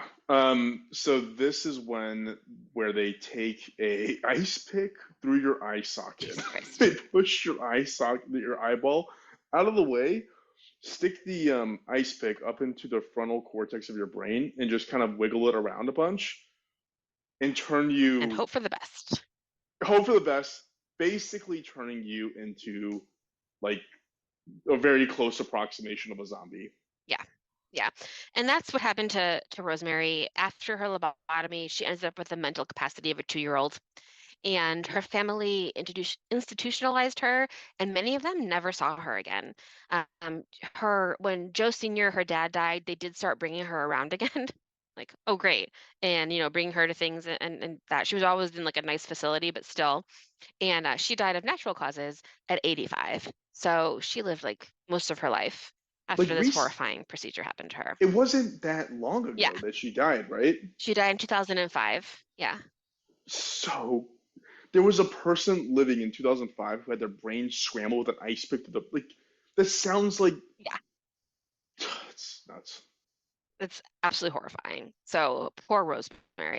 Um, so she was the third. The fourth Kennedy child is Kathleen Kick Kennedy, so they call her Kick. She married, she was really close to Joe Jr., her older brother. She married a Lutheran Englishman, the Marquess of Hartington. And it was a big deal, obviously, because he was Lutheran and they're very Catholic. And they married, and he died pretty soon after they were married. He was shot by a German sniper during World War II, which is super sad. They had no children because he died so quickly after their marriage. And then she, Kick herself, died in a plane crash on May 13th, 1948. So another Stay just like away from short, tragic life. planes. Like, just stop Don't go it. on planes, 100%. Absolutely. So Kick had a short and sad life. Number five is Eunice Kennedy. So Eunice was born in 1921. She married Robert Sargent Shriver in 1953. He was the first director of the Peace Corps, so he did a lot of good things. They had five kids. Robert, Maria, Timothy, Mark, and Anthony. You'll remember Maria, she married Arnold Schwarzenegger. Yep. She was the first lady of California. They got divorced after it was discovered that he had a child with their maid, which I'm sure was not his only affair. Their son Patrick is an actor. Their daughter Catherine is married to the worst Chris. She's married to Chris Pratt, who Why do is you why do you the dislike worst Chris Pratt? Chris. I'm not the only one who says this, but of all the Hollywood Chris's, Chris Pratt is the worst Chris. And I think a lot of it is because he's like super religious and like very like Jesus help me do this, which is really annoying. And a lot of people just like think he's very like haughty. Like when you see him and Catherine together, she has these like this like weird smile, like they just like seem kind of weird. I found a self-help book she wrote in like the 90s about like, hey, my life is so hard, blah blah blah. And like I don't know. I know we What? said JFK Jr.'s life must have been hard, but also fuck you. So like, I don't know. Like they don't. She How doesn't seem does great. yeah, how Um, does she get a pass on having a hard life? I don't know. I don't know. And then like, oh, one thing about Chris Pratt, what I also think like maybe he's a great actor because like Owen Grady in Jurassic Park is super sexy, but if you like look at Chris Pratt in real life, you're like, ew. I think that's the I can't worst explain that. character. Like I really People hate get it. that character. You get it, Yeah. everyone. But so that's one of Eunice's granddaughters. Um, Eunice was like a mother to a lot of the Kennedy children. She was, stayed, with the family a lot. And one thing that she did that is fantastic that, one of the many like things that they do that's actually like really good and a lot of philanthropy is she started the Special Olympics in honor of Rose, of her sister. That's And great. I went to the Special Olympics opening ceremony a few years ago in LA. I don't know how we got tickets to it, but it was beautiful. I cried the whole freaking time, and Maria Shriver spoke, and it's really great that they did that. So that's super That cool is awesome. for Eunice. Yeah. So the sixth child is Patricia. She was born 1924. Oh, also Eunice died in 2009. So she also lived to be very old. Patricia is the number six. She was born 1924. She died in 2006. She married actor Peter Lawford, and I don't know if you know who that is, but I know Mm, him from Easter Parade. Easter Parade is one of my favorite movies, and so like I was just like really excited that anyone got to marry Peter Lawford because I've always thought he was so handsome. But he sounds like kind of a douche, you know. I don't even recognize Um, his he picture. yeah, he Oh, it's was old like timey. a not cool. They called him the least talented member of the Rat Pack. Like he wasn't really in the Rat Pack, but he was like on the outside of it because Joe was trying to get the Rat Pack and like people in the mafia to get people to vote for JFK. So they had like Peter Lawford like go in and try to be cool. And Frank Sinatra was like, yeah, I totally want to hang out with JFK, but he ended up having to hang out with Peter Lawford, and he was like really disappointed, which is funny. It would be Um, sad if that's your claim to fame so is I'm the saddest Rat Pack member. I know it's so funny. So they have four kids, and they do get divorced eventually, but they have four kids. And like the divorce stuff, I couldn't figure it all out. Some of them get divorced, some of them don't. It's also weird because they're Catholic and like you can't get divorced. All these things. Patricia and Peter Lawford do get divorced. The only one of the four kids with a Wikipedia page is Christopher. He was an actor, and he was super involved in drugs as a teen. He got arrested for impersonating a doctor to get drugs. And his cousin, who we'll talk about later, ODs, he sobered up and he was sober for 33 years. He did a lot of activism for drug awareness, but he died of a heart attack when he was 63. So it sounds like he turned his life around after all that bad stuff happened. So that's Patricia and Peter's son. Number 7 is Robert F. Kennedy. He was born on November 20th, 1925. I wrote Bobby. This is Bobby Kennedy. Oh, yeah. He married Ethel Skakel, and they had 11 children, which is too many children. Just way too many children. I know one of those kids that I think you're going to talk about because the name Okay. Skakel sounds really familiar. There's a Skakel story. It's her nephew, but we'll get there. So they had Kathleen. Kathleen was Lieutenant Governor of Maryland from 1995 to 2003. She's still involved in politics. Her daughter, Maeve, died in 2002 in like the weirdest way. So her daughter was 40 years old, and her son went on a canoe out on a lake, and they both just disappeared. They found their bodies later. Like something happened, and they both died, which is terrible. Wild. They have Joseph, who's blonde. I don't know, I feel like not many of them are blonde. He's an energy businessman. He got married in 1979 and he tried to get divorced in 1993, but he was like, I'm Catholic, I can't get divorced. He tried to get it annulled by saying that when he was married, he was in a bad mental state, but like it's been 15 years. Can't get it annulled, you know? And his wife wrote a book called, this is so sad, called Shattered Faith, A Woman's Struggle to Stop the Catholic Church from Annulling Her Marriage. Everybody calm down. Like you're how important do you think you are? Like For fucking real. But but you know, that's like again how Catholic everybody is. Joseph had 2 sons, they're twins. One of them is a ginger, and he's currently the ambassador to North Ireland. This looks like a Kennedy with red hair, which is kind of delightful. interesting. So number 3 is RFK Jr. And so there is this woman who writes for Vanity Fair who writes a newsletter. I actually haven't gotten it in a while, so I wonder if she still works there. But her name is Bess Levin, and she's fantastic. Like she just has, I just like love reading her stuff. And she called Robert F. Kennedy Jr. an example of an apple falling as far from the tree as possible. Oh, that's kind of mean. Um, Why? Let me tell you. So he did a lot of activism, a lot of environmental stuff. So he worked a lot on that. He was been married a couple times. Ex-wife actually killed herself, which is pretty tragic. And I think that happened after some of his affairs were like out in public, which is a bummer. But then he did the bad thing. He is anti-vaccination, like real hard, like all of them. Okay. So he's one of those people that is like, do your own research and do it on your own schedule. And it's like, oh my God, I'm not a fucking doctor. I'm listening to my doctors. What are you talking about? So he has done all this stuff about vaccines connected to autism, which is not true. He doesn't like the flu vaccine. And then, of course, he hates the COVID vaccine. He literally wrote a book called The Real Anthony Fauci, Bill Gates, Big Pharma, and the Global War on Democracy and Public Health. He's an idiot. He's a nut job. Yeah. And I wrote, he sucks. Fuck that guy. So fuck you, RFK Jr. I hope you're listening. Then 4th kid of their 11 is David. David has a fun story because he almost drowned while RFK was running for president, and he saved him, and it was very heroic.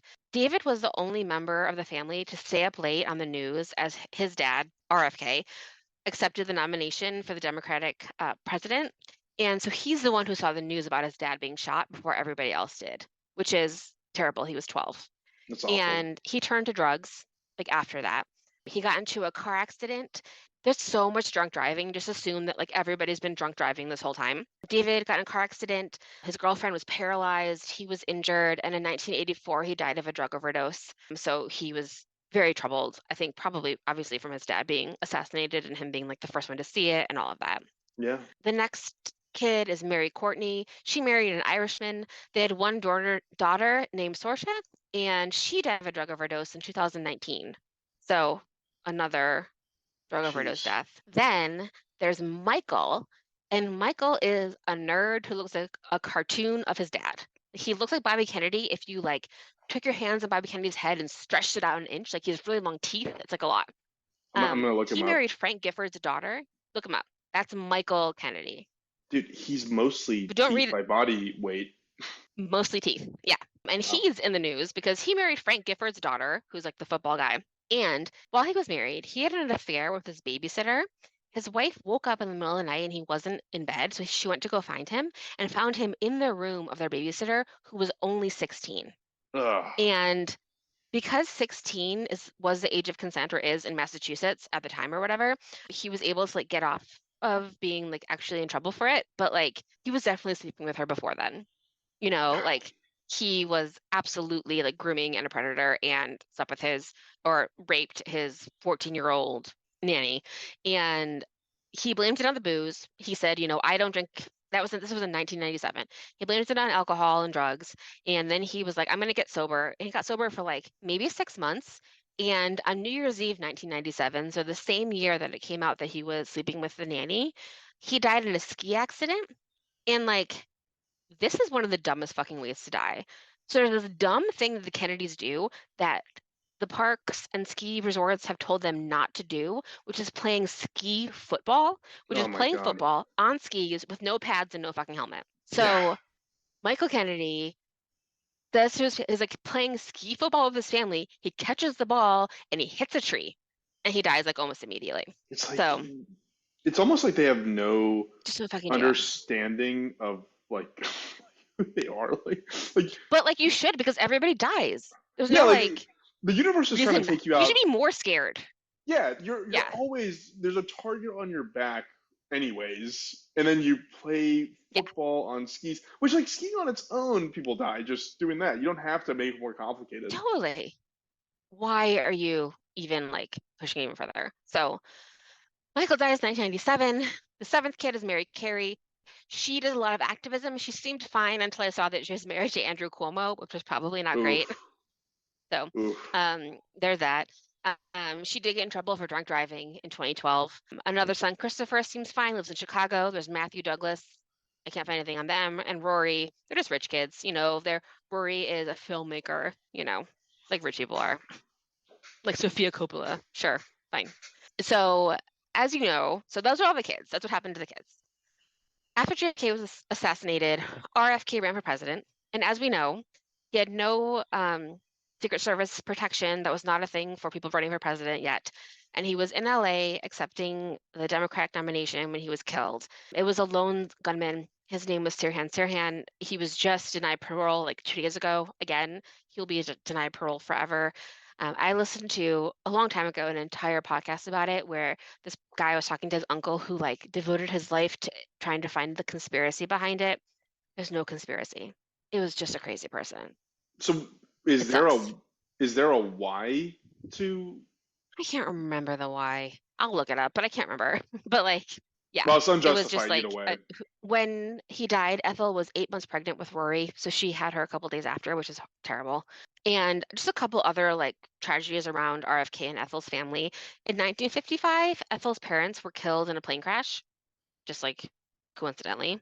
And then also the Skakel thing is her nephew, Michael Skakel, was involved. He was convicted of killing his neighbor, Martha Moxley, and he did it in like 1960. This like we can maybe talk about it later, but it's like a story where like she went to a party in like a rich people's house and he lived with his dad who wasn't really taking good care of them, and these like rich kids who could do whatever they want, and he ended up beating Martha Moxley to death at a golf club, and he got convicted like in 2013, so like 50 years later. Wow. He was convicted of that, but he was definitely also a murderer. So there's that. Another one in number 8 of 11 is of 9. What am I doing? Okay, these are the last ones. Number of the 9 original Kennedy children. So Jean Kennedy is number 8. She was born 1928. She died in 2020. She was the last one to die, the last of the kids. She was the ambassador to Ireland for a little while. She married a man named Stephen Edward Smith. They had 2 sons and adopted some daughters. She had a son, Michael, who was, I think also like something bad happened to him. I can't remember. It's so many things. It's just But it blending was terrible. together. It was a ski it's just blending thing. It was an together. airplane. It was Yeah. some rich He person knows. way of dying. Exactly. Her husband cheated on her a ton, and so like their marriage didn't last very long. Like togetherness, but they stayed married until his death. She was pretty embarrassed about it and kind of like hid it and just kind of like let it happen. Her son William was involved in a rape case. He was ultimately acquitted, but he had been convicted of rape as well. So some bad things happened to her too. And then we have the last of the Kennedy children. Do you know the last one? Who are we missing? Teddy. Teddy.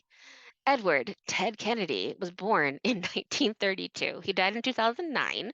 He was a senator from Massachusetts for over 40 years. I wrote lots of drunk driving, like a lot. Like imagine the most drunk driving. Yeah, That's where we are right now. Yeah, this guy's yeah. I have a lot of conflicting opinions about him, which are going to make clear why they exist. Yes. So he married a woman named Virginia Bennett. They had 4 kids. His daughter Kara died of a heart attack on a treadmill pretty young. She had cancer. I think another one of his kids had cancer as well. They got divorced. He obviously like cheated on her a ton, and Virginia was like really just like beaten down by like being the wife of a Kennedy. It doesn't sound like a fun job. It sounds pretty fucking terrible. And he actually had a second wife he married in 1995. Her name was Victoria Reggie. And they said that she helped him kind of settle down and like live out like the remainder of his life. And she is actually newly the ambassador to Austria. So Ted Kennedy's widow is now our ambassador to Austria. So it happened like literally this year. Here are the bad things. The first bad thing that is like not as bad, but like a whole thing. Ted was also in a plane crash in 1964. He survived, but he was in the hospital for several months with a back injury, and one of his aides was killed. So, I mean, don't get in a fucking plane with a Kennedy is my number one Seriously. piece of advice. And then the really bad thing was in 1969. So 1969, Ted Kennedy is married to his first wife, Virginia, and he's also a senator. He was already a senator in Massachusetts. And he goes out to drink with his nephews and with his family. Actually, I think that I got this wrong. I think he went out to drink with his nephews the night that his nephew was accused of rape, and he's part of that story, but it's not this. He went to a party in 1969 with a bunch of people, and he said he would drive a young woman named Mary Jo Kopechne home.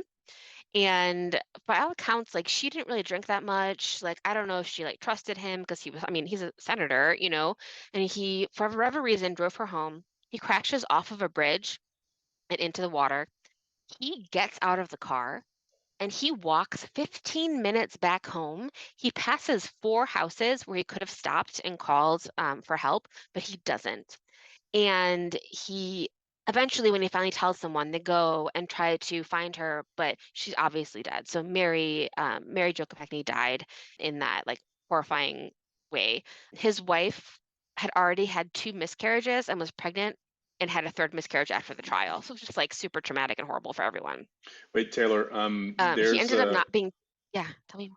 There's a part of that story that's really really bad. So like when the police finally got the car out and pulled her body out, they found there was like scratch and claw marks on the roof of the car. Like she was very much alive when this all happened. Like he could have actually saved her. Yeah, And then another he could have piece of saved her. this that's incredible, and this I'm getting this from the last podcast episode on the Kennedys, was that apparently he went back to, I don't know, the hotel or condo, whatever he was staying in, and he called the manager to complain because the neighbors were being loud and playing music too loud.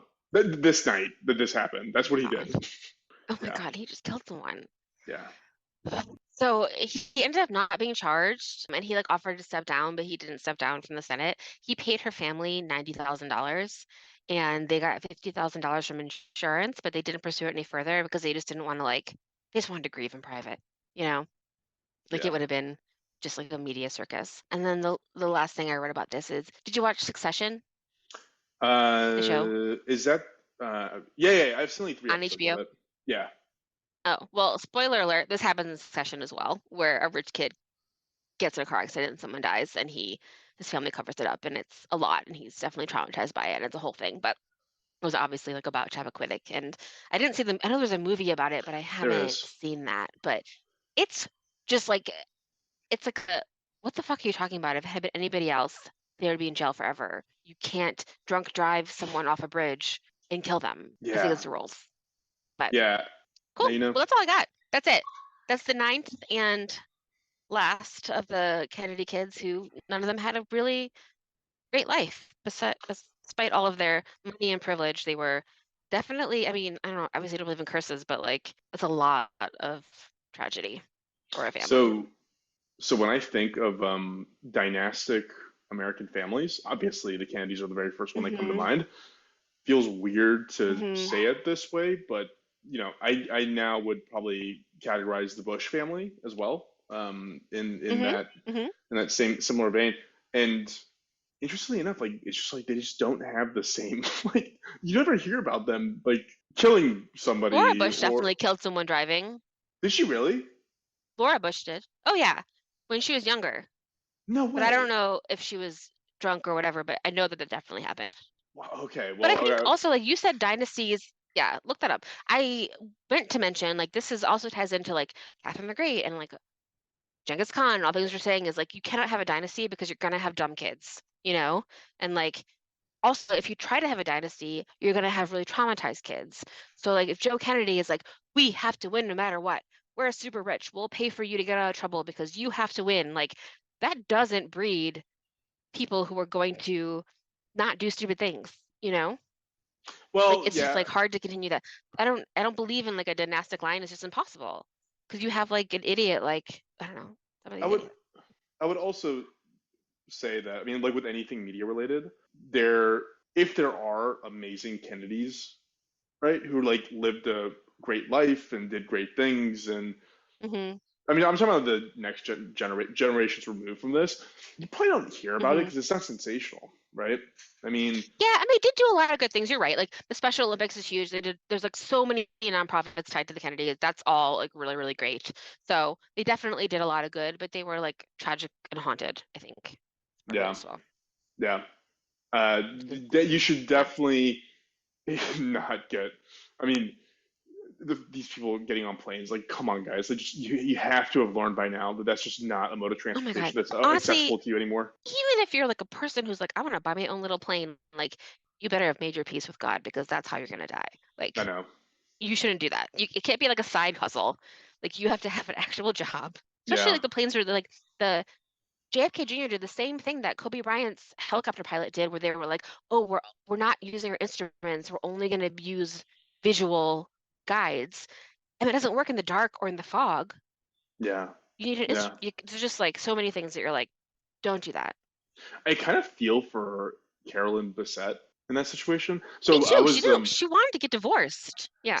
I was I was casually glancing at her Wikipedia in the middle of this, and Hmm. it sounded like the media piece like I mean she obviously knew who she was marrying, but I don't think that you know the gravity of it until you're in it. And she was just like Hmm. so not Yeah. about the media, so not about just getting paparazzi all over her. Like it sounded I mean maybe they were gonna get divorced for Hmm. other reasons anyways, but it sounded like that was a huge issue. I think so. I think so. That reminded me, like in the book, they were like talking about how she couldn't leave her apartment because there's like paparazzi everywhere. And there's actually like one of the first like real paparazzi in the street pictures is of Jackie Kennedy. Have you ever seen that? It's No. like one where she was like walking out of a hotel and a photographer is like, "Hey," she turns and smiles because she thinks she might know him. He takes a picture of her and then she's like gets super upset. But that was like one of the first like street paparazzi pictures, before it became like everything. And I don't know if you've ever seen like a video of what it looks like from the other side of a paparazzi thing, and like it looks horrifying. It You have like does. 100 people screaming at you and flashing in your eyes and all of that. So like that sounds terrible. Yeah. My favorite is when celebrities lose it and break their stuff. That's always fun. They should, man. I'd break They those damn should. cameras. Yeah. Yeah. Well, yeah, I don't know. I don't know. I don't know if I think they're This is the actually longest cursed. episode of all time. Yeah. I don't Well, know I if don't they're, think so, but I do yeah, think it's I think when you're like, when you do so much different, so when you do so many different things and you have the resources to do so many different things, bad things happen, right? Like, I don't, I don't yeah, have a ski chalet in Aspen to go skiing, play football on. But if I did, maybe that's how I would exactly. die, right? Exactly. Yeah. No. I've never been invited to play ski football. Taylor, I do think that this is going to be like a 2 hour long episode. It is. Well, great job. It's our 10th, so If good you for us. stuck around long enough to Um, actually hear us come to a close, then good for you. We appreciate oh it. my God, it's been so long. Thank you. Thanks, friends. Tell your Um, friends. Thanks everyone for tell the feedback. Yeah, absolutely. Thank you for everybody who's listening and who's been providing that feedback and checking out our episodes, and especially rating us on all the apps. That actually seems to be really helpful. Hmm. So usually Taylor calls it out and we'll Yeah, call it out too. please So do. please do. Yeah. Maybe Well, Taylor, you'll do it if Farz asks. Yeah. maybe you'll do it as far as that. Yeah. Awesome. Well, Taylor, we'll go ahead Thanks, Farz. and wrap up. Thank you. I'm going to go ahead and stop the recording. Thank you, everyone, for All right. listening. Thanks, everyone.